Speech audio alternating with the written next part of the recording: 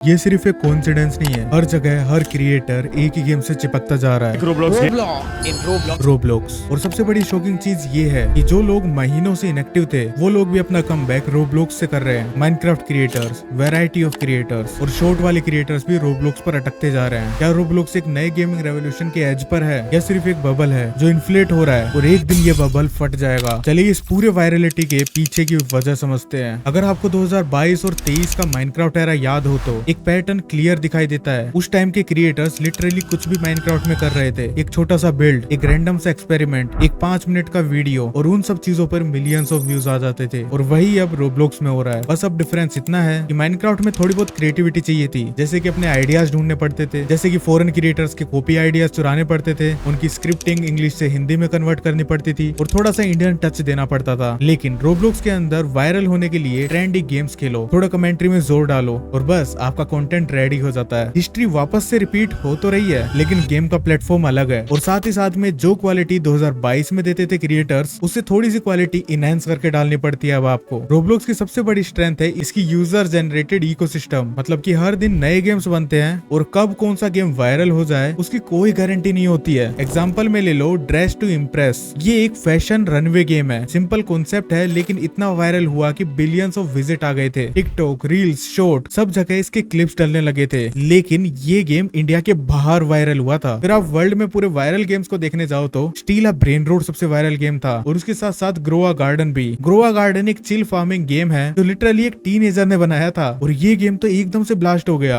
आजकल जो रोब्लॉक्स के ट्रेंड चल रहा है उसे एक वर्ड डिस्क्राइब करता है जो कि रोब्लॉक्स का गेम भी है, ब्रेन रोट। मतलब low effort, mindless, time pass game जो एडिक्टिव होता है और स्ट्रीमेबल भी। यही वो चीज है जो यूट्यूबर्स को कंटेंट मिल्किंग के लिए परफेक्ट लगती है। अब ये समझना इंटरेस्टिंग है कि यूट्यूबर्स क्यों रोब्लॉक्स के पीछे भाग रहे हैं और इसमें 4 बड़ी वजह हैं। सबसे पहले नंबर पे आता है एल्गोरिदम का प्यार। यूट्यूब का एल्गोरिदम ट्रेंडिंग और वॉच टाइम हैवी कंटेंट को पुश करता है। रोब्लॉक्स एक वायरल गेम है, ऑडियंस को ज्यादा देर होल्ड करता है और एल्गोरिदम उन्हीं सब चीजों को रिवॉर्ड करता है। सेकंड नंबर पे आता है लो बैरियर एंट्री। रोब्लॉक्स के लिए हाई एंड पीसीज, शेडर्स या 100+ मोड्स की जरूरत नहीं होती है, बस एक लैपटॉप और इंटरनेट चाहिए और तुम कंटेंट बना सकते हो। मतलब नए क्रिएटर्स के लिए भी ये गेम एकदम परफेक्ट है कंटेंट क्रिएशन के लिए। फिर थर्ड नंबर पे आता है शॉर्ट फॉर्म का ब्लास्ट होना। रोब्लॉक्स के फनी या वियर्ड मोमेंट्स शॉर्ट और टिकटॉक पे एकदम वायरल हो जाते हैं और जैसे ही एक शॉर्ट वायरल होता है उस क्रिएटर के लॉन्ग फॉर्म वीडियोस पे भी उतने ही व्यूज आने लग जाते हैं। और फोर्थ पॉइंट है ऑलरेडी फेमस क्रिएटर का इन्फ्लुएंस। जब बड़े क्रिएटर एकदम से रोब्लॉक्स डालना शुरू कर देते हैं उनकी ऑडियंस भी उसी गेम के पीछे भागती है। फिर छोटे क्रिएटर्स भी उन्हीं को कॉपी करने लगते हैं और इन सब चीजों से एक स्नोबॉल इफेक्ट क्रिएट होता है जिसमें बाहर आउटलाइन तो छोटे क्रिएटर्स की दिखाई देती है लेकिन बेस बड़े क्रिएटर्स का ही सिर्फ होता है, जैसे कि स्नोबॉल। अभी ये तो बात हो रही थी पूरे वर्ल्ड वाइड पीओवी से। अगर इंडिया के पर्सपेक्टिव से देखो तो और ज्यादा मजेदार पिक्चर सामने आ जाती है। पहले माइनक्राफ्ट ने पूरा इकोसिस्टम बनाया, टेक्नो गेमर्स, गेमर फ्लीट, बीबीएस, ये सारे बड़े बड़े क्रिएटर्स ने माइनक्राफ्ट को अपने पीक टाइम बनाया। लेकिन इनके इन्फ्लुएंस से जो नए क्रिएटर्स बूम होने लगे वही क्रिएटर्स रोब्लॉक्स पे एक्सपेरिमेंट कर रहे हैं। कुछ चैनल जो वैरायटी को क्लेम करते थे, जिन्होंने माइनक्राफ्ट से हटके अपने नए चैनल्स ओपन करे थे और बोला करते थे कि हम वैरायटी ऑफ गेम्स खेला करेंगे इस चैनल पे, उन लोगों के चैनल पे भी अब 5-6 महीने से बस रोब्लॉक्स ही चल रहा है। और ये सब क्यों हो रहा है? क्योंकि रोब्लॉक्स उन्हें दे रहा है इंस्टेंट व्यूज, लेकिन इसके डेंजरस इफेक्ट्स भी हैं, जैसे कि ऑडियंस सिर्फ एक ही गेम का हैबिट बना लेती है। अगर कल रोब्लॉक्स गिर गया या फिर बैन हो गया तो ये क्रिएटर्स एकदम इररेलेवेंट बन जाएंगे। ये पैटर्न बिल्कुल वही है जो माइनक्राफ्ट के ओवर सैचुरेटेड टाइम पर हुआ था। अगर तुम्हें याद हो किसी टाइम पर हर कोई बंदा माइनक्राफ्ट का चैनल खोल रहा था, हर कोई बंदा माइनक्राफ्ट की वजह से वायरल होता जा रहा था। कुछ लोग एसएमपी के अंदर ज्वाइन होने की वजह से,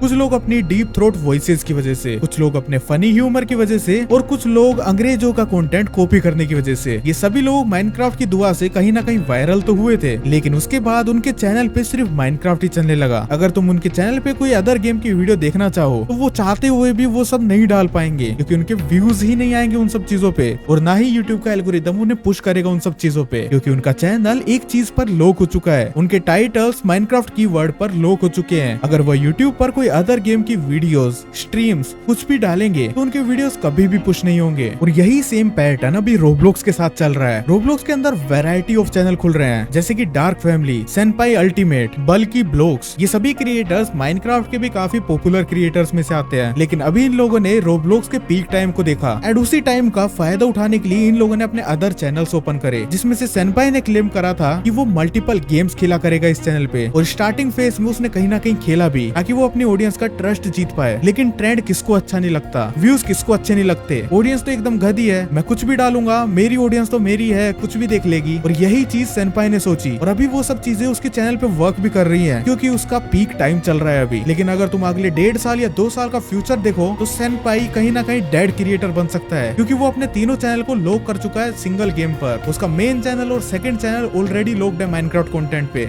उसका थर्ड चैनल धीरे धीरे लॉक होता जा रहा है रोब्लॉक्स कंटेंट पे। और अगर उसने अपने पीक टाइम का सही यूज नहीं करा और अपने कंटेंट को सही टाइम पर स्विच नहीं करा मल्टीपल गेम्स पर, तो कहीं ना कहीं अगर फ्यूचर में माइनक्राफ्ट और रोब्लॉक्स जैसे गेम भी डेड होने लगे तो वो कभी भी ग्रो नहीं कर पाएगा एंड उसका एरा धीरे धीरे खत्म होता चला जाएगा। लेकिन अभी GTA 6 आना बाकी है एंड कोई भी अभी फ्यूचर प्रिडिक्ट नहीं कर सकता है। लेकिन मैं 2 साल के आगे की फ्यूचर बताऊं एंड अगर सेनपाई ने GTA 6 का फायदा ना उठाया और अगर वो लॉक रह गया तो इन सिंगल 2 गेम्स पर वो लॉक्ड रह जाएगा एंड उसके व्यूज भी वही 1 मिलियन से 1 लाख पर आ जाएंगे। एक और एंगल जो क्रिएटर्स इग्नोर कर देते हैं, रोब्लॉक्स खुद अपने प्लेटफॉर्म को एग्रेसिवली पुश कर रहा है, जैसे कि Roblox movements, short form feed, जहां यूजर्स अपने game play clips directly share कर देते हैं। मतलब वायरलिटी का सीड गेम के अंदर ही लग चुका है। और आते हैं बिग IP डील्स, नेटफ्लिक्स और लायन गेट जैसे बड़े स्टूडियोज अब रोब्लॉक्स पे अपने एक्सपीरियंस बना रहे हैं। ये ब्रांड्स लेजिटमेसी रोब्लॉक्स को एक serious game plus entertainment platform बना रहे हैं। और आते हैं नए टूल्स, AI और इजी कैप्चर टूल्स के साथ रोब्लॉक्स एक कंटेंट और एक्सेसिबल हो गया है। मतलब अब हर क्रिएटर के पास एक रेडीमेड फैक्ट्री है जो वीडियो बनाने के लिए है। और ये बूम के साथ प्रॉब्लम्स भी आ रही हैं और वही सबसे ज्यादा डेंजरस हो सकती है, जैसे कि ट्रेंड फटीग। जब हर क्रिएटर एक ही गेम के same game play video upload करेगा तो ऑडियंस बोर ही होगी। फिर सेकंड नंबर पे आता है spam culture. Creator short term में सिर्फ व्यूज के लिए स्पैम करते हैं और जब ट्रेंड डाउन होता है तो वो खुद भी इररेलेवेंट हो जाते हैं। थर्ड नंबर पे आता है मोनेटाइजेशन इशू। रोब्लॉक्स की ऑडियंस मेजरली किड्स है, मतलब CPM उसका लो आता है और स्पॉन्सरशिप भी इसके अंदर कम आती है। व्यूज के नंबर बड़े दिखते हैं लेकिन इसमें उतना पैसा नहीं बन पाता है एंड इसी वजह से क्रिएटर्स की डेली वीडियोस डालते हैं ताकि वो ज्यादा वीडियो डाल के और RPM कैसे ना कैसे करके इंक्रीज कर पाए एंड इसी वजह से डेली रोब्लॉक्स की वीडियोस डलती हैं। फोर्थ नंबर पे आता है सेफ्टी कंट्रोवर्सीज। रोब्लॉक्स पर हमेशा सेफ्टी, स्कैम, मॉडरेशन के इश्यूज रहे हैं। अगर कोई बड़ा स्कैंडल होगा तो क्रिएटर्स को भी बैकलैश मिलेगा एंड अभी तो ये स्कैंडल्स बाहर के कंट्रीज में चल रहे हैं। अगर ऐसे बड़े बड़े स्कैंडल्स इंडिया के अंदर चले तो इंडिया की गवर्नमेंट, तुम लोगों को ऑलरेडी मालूम है, इतनी ज्यादा स्ट्रिक्ट है इन सब चीजों में, तो ये गेम डायरेक्टली बिना कुछ सोचे समझे बैन हो जाएगा, चाहे वो किसी भी कंट्री का क्यों ना हो। एंड फिफ्थ नंबर पे आता है एल्गोरिदम डिपेंडेंसी। सब क्रिएटर एक ही चीज के पीछे भाग रहे हैं, लेकिन अगर यूट्यूब ने पुश बंद कर दिया तो गेम ओवर हो जाएगा। तो चलो थोड़ा बहुत प्रिडिक्शन मैं भी करके देखता हूँ अगले 1-2 साल के अंदर क्या क्या हो सकता है। रोब्लॉक्स के अंदर नए वायरल गेम्स तो आएंगे जो हर क्वार्टर के अंदर एक नई वेव क्रिएट करेंगे। शॉर्ट स्टाइल कंटेंट रोब्लॉक्स का प्राइमरी इंजन बनेगा। Hybrid content, role play, storytelling और कोलैब्स क्रिएटर्स के लिए सर्वाइवल का रास्ता बन पाएंगे। जो क्रिएटर्स रोब्लॉक्स के अलावा भी डाइवर्सिफाई करेंगे वो सर्वाइव अच्छे से कर पाएंगे। बाकी वही होगा जो माइनक्राफ्ट के ओवर सैचुरेशन के टाइम में हुआ था। देखा जाए तो रोब्लॉक्स की वजह से जो क्रिएटर महीनों से डेड पड़े थे उन्होंने भी कहीं ना कहीं कमबैक करा, और दूसरी तरफ देखा जाए तो जो सालों से रोब्लॉक्स का कंटेंट बना रहे थे उन्हें अभी भी वही नंबर ऑफ व्यूज मिल रहे थे जो उन्हें हमेशा से मिलते आए थे। तो कहीं ना कहीं ये गलत तो है, क्योंकि कल के आए क्रिएटर्स लाखों में व्यूज ले रहे हैं और जो क्रिएटर अपने सालों से मेहनत दिखा रहा है उसे उतने ही व्यूज मिल रहे हैं जितने उसे हमेशा से मिलते आ रहे थे, चाहे वो ट्रेंड कैसा भी आए और कभी भी आए। लेकिन इस चीज के अंदर डिफरेंस यही है कि जो क्रिएटर सालों से रोब्लॉक्स के अंदर ग्राइंड करते हुए आ रहा था, वैरायटी ऑफ गेम्स प्ले कर रहा था, हर रोब्लॉक्स के ट्रेंड के साथ ग्रो कर रहा था, वो हमेशा से रेलेवेंट रहेगा एंड वो रोब्लॉक्स के लिए